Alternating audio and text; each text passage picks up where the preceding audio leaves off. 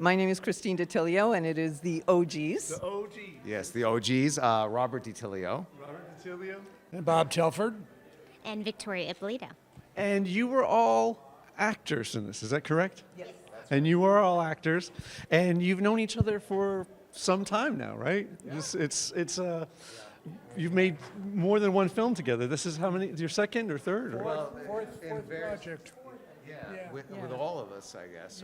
But I've also worked with Victoria. We've worked with Victoria a lot of times. Yes. Yeah, in other projects as well. Yeah. Yeah. Yes. So tell us a little bit about this project. What inspired you to get involved in it? And was it the story, or was it just the people, or was it all of it? Well, Tom Cavanaugh, who is a wonderful writer, and he's blossoming now as a director. And so basically he came up with an idea for a film that would feature an older group of actors in an unusual situation where they're not dying, they're not, whatever, no cancer, nothing like that. Or what's the other one now? Dementia. Right. Yeah. So anyway, at the end of the day, when he showed it to us, it's like, well, we got to do this. And he said, we're going to use your house, Bob. And I go, okay. And then we basically shot for 2 days up here in Ventura and had a blast. And the proof is on the screen. Nice. Victoria, tell me, how about you? What drew you into this project? Yeah, so we're also part of a group called We Make Movies, and so we all know each other from that, and Tom was a part of that, and I always loved his writing, and he was like, oh, Vic, like, I wrote this, like, thinking of you in mind, like, would you want to do it? And I was like, oh, you wrote it for me? How could you say no? So, and also it's going to be with them, and we're all great friends, so I was like, okay, yeah, very easy to say yes, so, yeah. I love it. Tell me about yourself, too. Well, also I'm with We Make Movies, and it's really kind of hard to figure out where exactly Victoria and I have worked, because at We Make Movies we do a lot of readings. Right. So I feel like I've been on stage with her so many times. I've worked with her a million times, and of course this guy is my husband. So we've been married for how many years now? We've been married for 21 years, but we've been together for We've been together for 29 years. Yeah. So next year will be 30 years. Yeah, and we've worked together many times. Everything. Yeah. What about the story? Was there anything that sucked you in, like beyond friendship and love for these people? Was there anything in the story that really resonated with you? Well, first of all, I did it because Tom asked me. But but yes, it's what Bob was saying, that I had told Tom when we were doing Now, which was the computer online program that we did during COVID, that I was very grateful that he was writing stories for people of a certain age that didn't have them in nursing homes, or the age wasn't the issue. It was like, we're still people. Yeah. We still have real issues. Right. So he was really good about that. And when he presented, this, I thought, okay, well, that's right within what I've been praising him for. So what I love about film so much is we need everybody, right? And there's all kinds of stories to be told, and there's no age limit. We need everyone of every age and telling these stories, right? What I was going to add to that, because what you just said is that a lot of times what's overlooked in this film is the relationship between the two younger characters and the dilemma that they faced, and the fact that they were just trying to do what they needed to do in order to survive. Right. So what I found fascinating when I've watched each one of these cuts that I've watched is how much their relationship really does come through on screen. Right. Victoria and Chris were just, you could tell that they were connecting, and that's one of the things that even Tom said. He goes, oh my God, these guys are really, they're making it work. Right. And so it was fascinating to see us three trying to deal with our dilemma, and then these two trying to deal with their dilemma, and how we were able to bring it all together and wrap it up in the end. Nice. I think they both kind of anchored the comedy. They gave it the little bit of gravitas that it needed. Yeah. Tell me about you. What other than friendship and obligation, marriage, was what sucked you into this? Like, what made you like oh my God, like I really want to do this project? Well, the thing is, we have worked with Tom a few times, and a lot of it was during COVID. So Tom was one of the few people who was still writing things and producing things during COVID. We started out on Zoom when COVID was really bad, so we didn't have to be in the same room. But then as we moved along, we did other things. But we did another remote shoot where called You're on Mute, which was Bob and the two of us.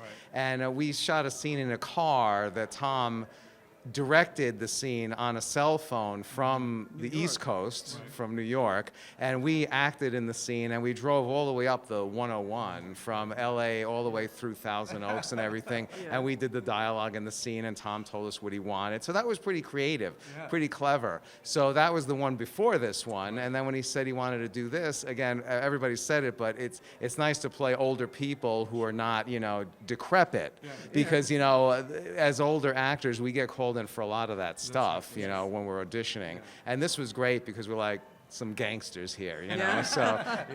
I love it. And I love... We definitely did we played it up. We definitely took advantage of our roles. But I love that you guys are just making films. And in fact, I heard that you are not only actors, but you are all filmmakers as well. And so can you tell me about... I heard it was really interesting on set that sometimes you were in front of the camera and sometimes you were behind the camera. Can you share that? Yeah, it's one of those things where I think nowadays you can't just be one thing. You can't just be an actor, or you can't just be a writer, or you can't just be a director. You really do have to develop all these skills. And because of organizations like We Make Movies, they create this atmosphere where you're able to start exploring new avenues, and so for us, it's taking advantage of that opportunity to be a part of a community and say, hey, I got an idea, and then somebody else goes, yeah, that's a great, and then all of a sudden you've got a collection of people working together, and so who are invested too, right? Invested, and the other part of it is because you're working on what I call a no-budget situation. Sometimes you do have to roll up your sleeves and wear multiple hats, and as far as I'm concerned, it's the best place to be when you're making movies, because we've all worked on bigger budget where you're sitting and you're waiting and you're sitting. This was not. 2 days for this, and we were going both days. So it's one of those things where that kind of atmosphere really does lend itself to fulfilling us as artists. Right. Being able to do all the different things. When we were talking about shots, when Robert and I and Tom, we were discussing shots and whatnot, to me, that's something you don't get the opportunity to do on a normal set, so. Right. How about you, Vic? Can you tell us a little bit about other things you did besides acting? What did they make you do? Well, okay, so mine was a lot easier. I feel like I was also helping as PA and things like that, make sure everything was good. But I also had to do sound because there was nobody else to hold the sound. So I kind of was learning sound as we were going.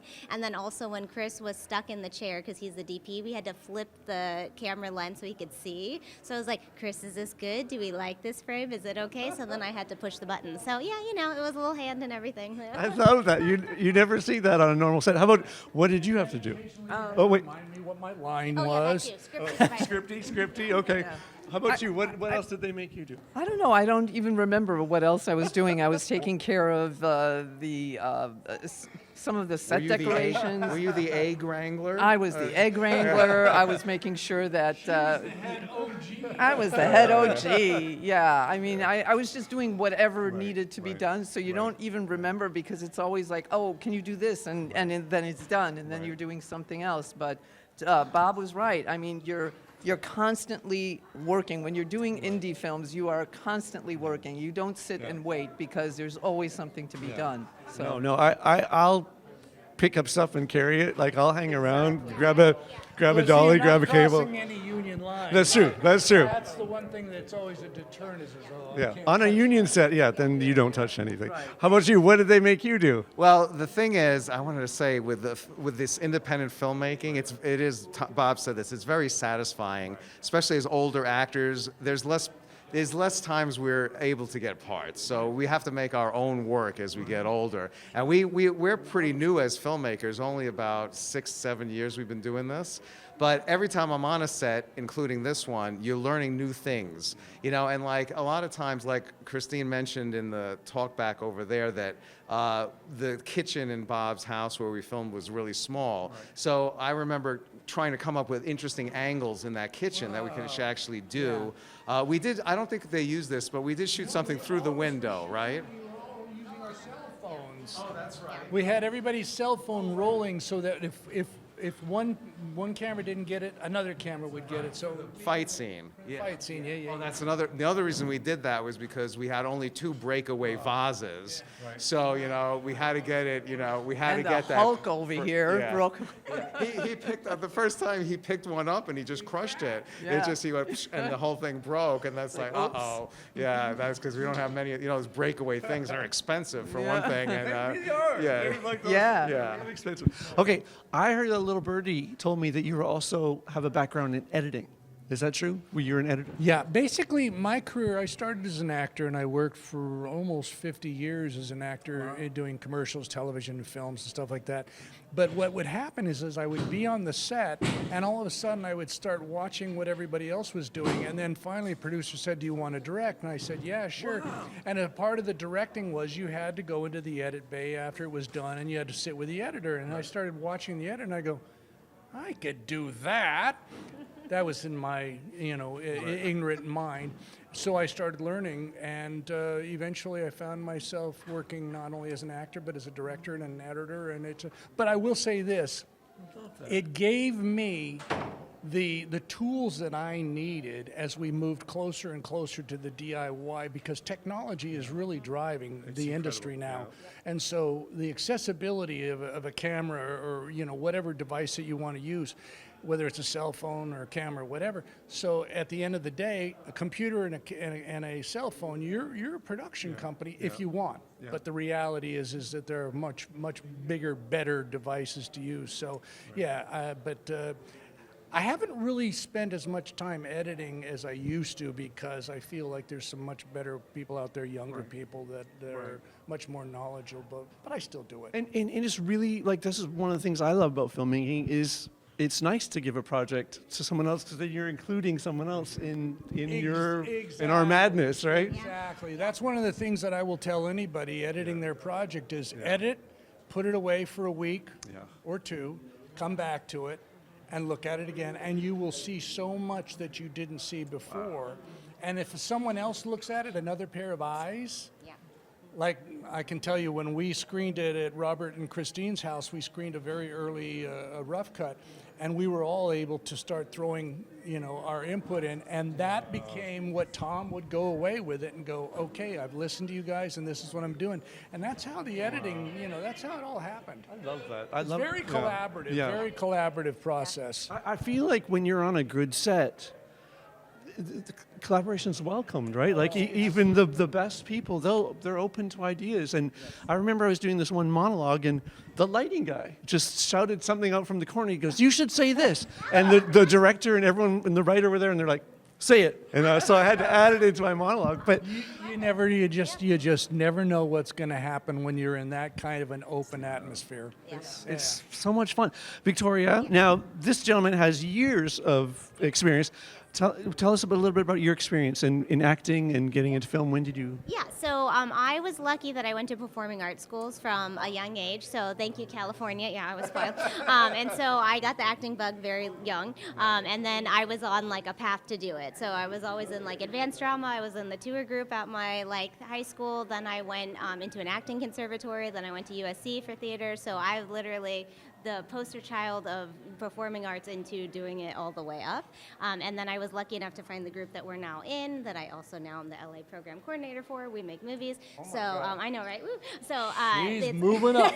So watch out. Be nice to her. Yes. So I just kind of always really loved learning and people, and that to me is the basis of acting and filmmaking. So it's just it's always collaborative. So I just keep learning, and as Bob said, you can't do one thing. So the more that I learn, the more I'm like, oh, oh, yeah, but it also then applies, you know, like everything is so, but that's my background. It's a community. It's a people, yeah. It's If I can share something with a younger person or somebody that's new to it, I absolutely do, because I feel like we have to share our knowledge. Yes. You know, that's one of the things that we were able to do on this film, is have those moments where if something wasn't quite clear, maybe to Tom or whatever, that we could all pitch in. And in my mind, that is a perfect, demonstration of the community atmosphere that I think filmmaking is meant to be. yeah. Because no one person, I'm an actor, and then I'm a director, all right? But in this particular case, we had five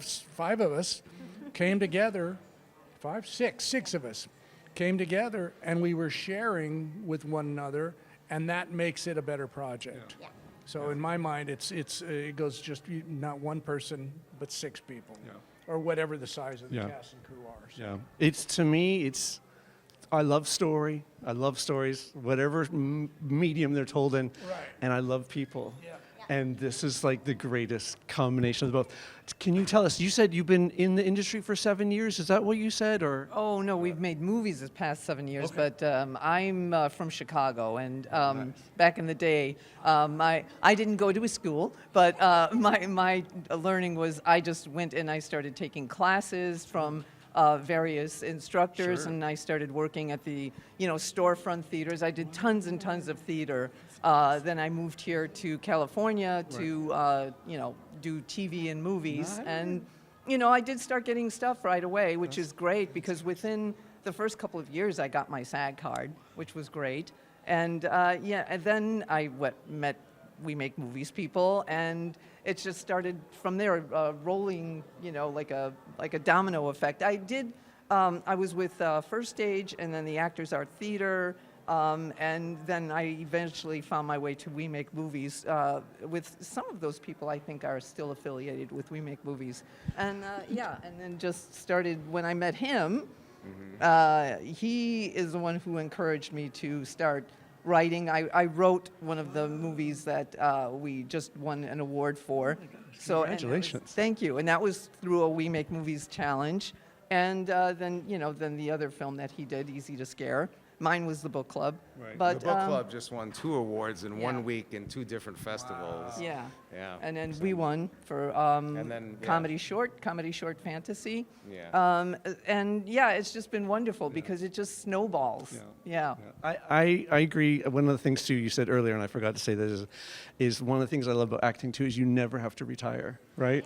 I will do it till the day I die. Me too. Until no one hires me anymore, right? Okay, tell us a little bit about your background, if you wouldn't mind. Real quick, I grew up in New York. I started acting there, went to HB Studios in Greenwich Village. But in New York, a lot of people focus on theater, but I wanted to be in film and television, so I focused on that, and I did a lot of features in New York, non-union.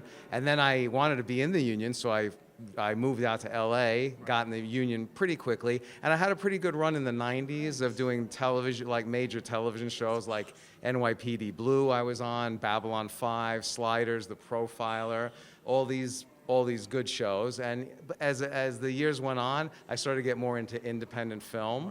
And started to work in that medium. And then when we joined We Make Movies, which we've been in for 10 years, we've been members for 10 years now, they started to have these film challenges, and we both wrote scripts for the challenges. And I won one of the challenges. She was a finalist, and we've produced that. Was the book club we produced. My film was Easy to Scare. I won the challenge. And then, yes, Victoria was in Easy to Scare, and she's going to be in our next project as well. And what happened with that, I won the challenge, and then we decided to produce the film, and the film just won Best Horror Short at the Golden State Film Festival. Good. Congratulations. Thank you. And one more thing, because our next thing is there was an original song written for the film, and now we're making a music video of that song. It's called Not So Easy to Scare, and we're in pre-production on that now. We're going to shoot it at the end of October. I love this. Be in that too. I love this. And the girl who sang that song right now has a billboard up on Sunset Boulevard. Yeah. Oh my God. A new television series that she's developed. Yeah, that girl Serene. Yeah. You guys, I love you. I want us to talk to you all day. No, I just, because I love people, I love filmmakers, especially people who are you are very brave, even though you might dismiss it, but you've been doing this for years, is allowing your voice to be heard, and then getting up here in creating films of making your own. Like, that's so important for people to see, that you don't need to wait for someone to hire you. And you don't have to be any age. You can be any age to make movies. So thank you on behalf of filmmakers and actors. Thank you so much for continuing to love your craft. No, it was a pleasure to be a part of this. I mean, it was one of the things when Tom told me it was here, and I was like, oh, thank God, it's finally come to Ventura. Yes. Nice. So no, it's wonderful to be a part of something like this. But you're extremely talented. We are extremely grateful to have you come. Thank you so much. Thank you so much. Thank you. Thank you. Thank you, my friend. Thank you. And I want to join We Make Movies. How do I sign up? All you got to do is go online to wemakemovies.org. Is it .org? I love that, though. I've never heard of it. It sounds incredible. Yeah. Tell your story. That's what we're talking about.